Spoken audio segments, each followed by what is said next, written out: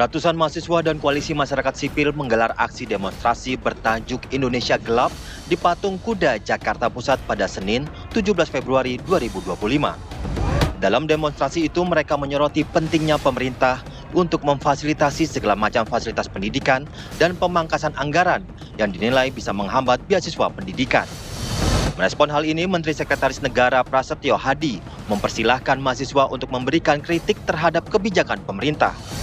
Namun Prasetyo meminta narasi yang digaungkan dalam aksi demonstrasi tidak dibelokkan dari apa yang sebenarnya tengah diperjuangkan oleh pemerintah bagi masyarakat. Tidak betul itu, tidak ada yang berdampak terhadap pendidikan, terutama untuk adik-adik mahasiswa kan. Masalah KIP, kemudian IPI, beasiswa itu tetap semua jalan, LPDP tetap semua jalan. Jadi menyampaikan pendapat nggak ada masalah. Kami pemerintah akan terus menerima masukan, karena bagi kami masukan-masukan itu adalah koreksi juga kepada kami. Saya kira begitu. Sebenarnya ya pengeluaran koreksi, tapi apakah ini berarti mengefisiensi anggaran itu tidak akan dicabut dan tetap dijalankan meski ada demonstrasi? Kan berkali-kali sudah kita jelaskan bahwa semangat efisiensinya ini adalah untuk hal-hal yang sekiranya kurang produktif gitu loh. Tolong sekali lagi ya jangan membelokkan apa yang sebenarnya tidak seperti itu. Lantas benarkah ada efisiensi anggaran pendidikan hingga berdampak pada beasiswa dan biaya UKT? Bagaimana penjelasan pemerintah mengenai soal tuntutan yang disuarakan dalam aksi demonstrasi ini? Apakah kebijakan pemerintah tidak berpihak kepada rakyat dan mahasiswa?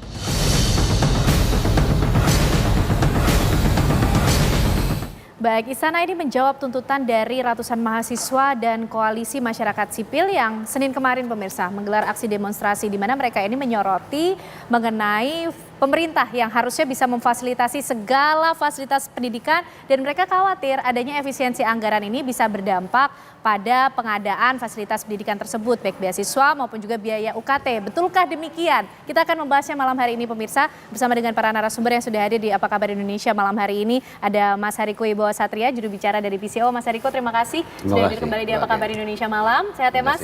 Sehat. Dan juga ada Prof. Didi Romli, peneliti senior dari BRIN. Prof. Didi, apa kabar? Sehat? Alhamdulillah baik, sehat. Sehat. Oke, Mas Hariko, ini ratusan mahasiswa nampaknya cukup gelisah dengan adanya efisiensi anggaran yang ditakutkan akan berdampak pada biaya pendidikan, pengadaan fasilitas pendidikan, dan juga sampai pengadaan beasiswa maupun juga UKT. Bagaimana kemudian pemerintah menjawab mengenai hal ini? Ya, baik, terima kasih Mbak Ken.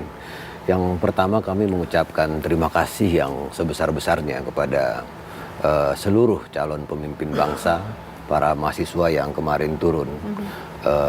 Para mahasiswa itu orang-orang yang sangat peduli dengan bangsa kita. Presiden kita Bapak Prabowo Subianto adalah sosok yang sangat demokratis dan orang yang memberikan kritik dan saran terhadap pemerintahan ini meskipun baru lebih kurang 4 bulan. Jadi orang-orang yang mengkritik, saudara-saudara kita yang mengkritik sesungguhnya adalah orang-orang yang sangat mencintai bangsa ini. Kami sangat menghormati demonstrasi dan kami sekali lagi berterima kasih sudah berjalan dengan damai, tidak terjadi sesuatu yang merugikan pariwisata kita, investasi kita dan lain sebagainya. Namun untuk itu penting juga kami menyampaikan hal-hal yang sebetulnya tidak tepat.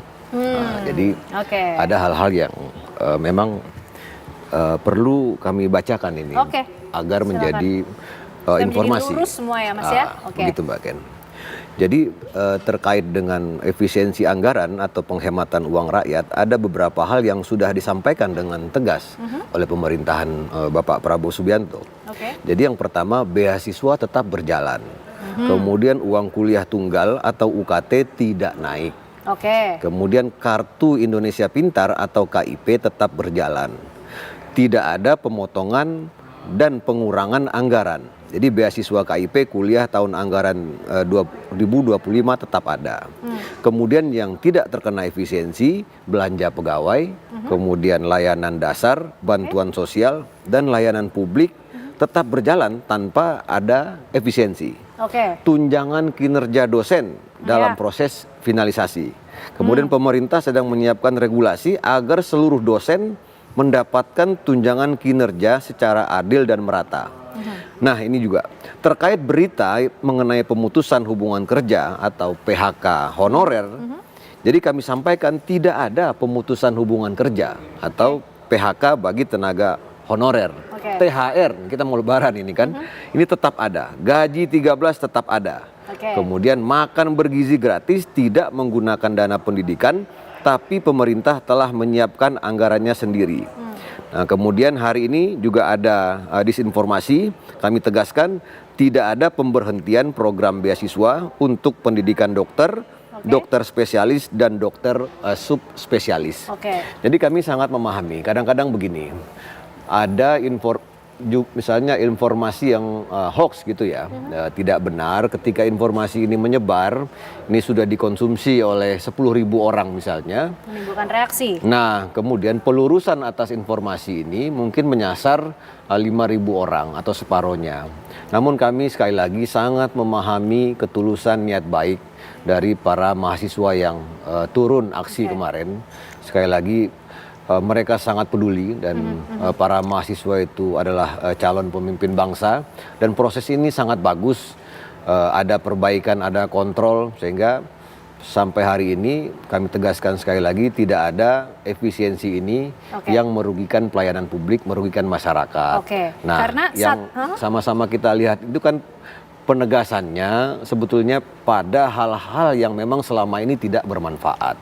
Misalnya di tengah tahun atau di akhir tahun, kita jujur aja lah mengakui. Kadang kita bertemu dengan pejabat ya Prof, kemudian mereka mengatakan, kita tanyakan, Pak ada apa tujuannya ke daerah kami? Biasalah kita menghabiskan anggaran. Tidak akan ada lagi hal tersebut. Kita harus jujur, masih ada yang ingin memperkaya diri dari uang rakyat ini, dari APBN, dari APBD. Nah, kebiasaan-kebiasaan seperti ini Presiden kita sudah tidak mau lagi. Bahkan Presiden mengatakan, kalau kita tidak bersih-bersih, nanti masyarakat yang membersihkan kita. Baik, Mas Jadi Hariko. tidak ada yang kebal aturan. Prinsip perjuangan dari Presiden kita, Bapak Prabowo, adalah tidak ada kebangkitan suatu bangsa tanpa pemerintahan yang bersih. Maka dalam setiap kesempatan Presiden selalu mengingatkan, harus jangan sampai korupsi, jangan sampai korupsi, jangan korupsi, jangan pungli, jangan jadi backing kejahatan. Itu selalu disampaikan oleh Presiden. Itu penjelasan dari istana lah ya, dari pemerintah. Tapi Prof Lili melihatnya seperti apa? Kalau tadi Mas Hariko bilang ini ada disinformasi sehingga muncul reaksi dari ratusan mahasiswa begitu Prof. Karena di beberapa poin tuntutannya setidaknya ada 13 poin tapi ada 3 yang kemudian bersinggungan dengan pendidikan. Seperti yang pertama, ciptakan pendidikan gratis ilmiah dan demokratis serta batalkan pemangkasan anggaran pendidikan. Kalau Prof Lili melihat kenapa kemudian sampai ada disinformasi seperti ini sehingga muncul kegelisahan dari masyarakat, dari mahasiswa sampai mereka bergerak cukup masif, Prof? Iya, ini pertama saya sebelum menjawab Mbak Ken ya, kan mahasiswa dan juga masyarakat ketika dilaksanakan pemilihan presiden, terpilih pemimpin baru, kan ada harapan. Harapan yang besar akan memberikan perubahan yang lebih baik, baik buat masyarakat maupun publik. Ekspektasinya begitu tinggi. Nah, namun harapan itu ternyata muncul kekecewaan, dampak dari efisiensi anggaran yang memang simpang siur. Nah ya, salah satu ya menyasarnya adalah tentang efisiensi anggaran pendidikan. Di sana dipotong terkait dengan UKT, beasiswa dan lain sebagainya. Sehingga publik kemudian bereaksi, termasuk mahasiswa. Nah, mahasiswa kan sebagai kekuatan moral gitu, jadi bukan hanya urusan kepentingan sendiri tapi untuk kepentingan juga masa depan. Nah, mestinya Mas Hariko kan ketika ada gerakan-gerakan ingin mahasiswa demonstrasi, Menteri Pendidikan, Rektor memberikan klarifikasi, tidak ada itu UKT naik itu, tidak ada beasiswa di stop itu, kan seperti itu. Jadi ini tidak ada yang meredam dulu. Belum ada yang meredam. Mahasiswa langsung bergerak. Gitu. Jadi saya melihat nih segala sesuatu kok diresponnya langsung oleh istana gitu ya. Nah, ada apa sih sebenarnya nih komunikasi antara istana dengan menteri-menteri? Nah, apakah kemudian sesungguhnya sesungguhnya memang tadinya ada pemotongan itu. Mas Ariko, ada tuh pemotongan itu. Tetapi setelah ada respon demo Indonesia Gelap, kemudian dikaji kembali. Ya, seperti yang itu kan no viral no justice gitu. Jangan-jangan begitu. Nah, yang jelas memang ini saya kira kita memberikan apresiasi lah kepada pihak istana yang merespon baik adanya demo ini. Bahwa kritik merupakan bagian dari demokrasi. Dan nggak apa-apa itu melakukan demo-demo. Asal tidak dibelokkan. Saya setuju, jangan dibelokkan. Fokus kepada kritik kebijakan-kebijakan itu untuk memperbaiki. Dan saya kira memang sekarang problemnya Mas Hariko memang sosialisasi kepada masyarakat tentang efisiensi anggaran ini. Karena memang di masyarakat itu simpang siur sekali. Ya gitu, apalagi memang masyarakat kan termakan oleh hoax itu, gitu.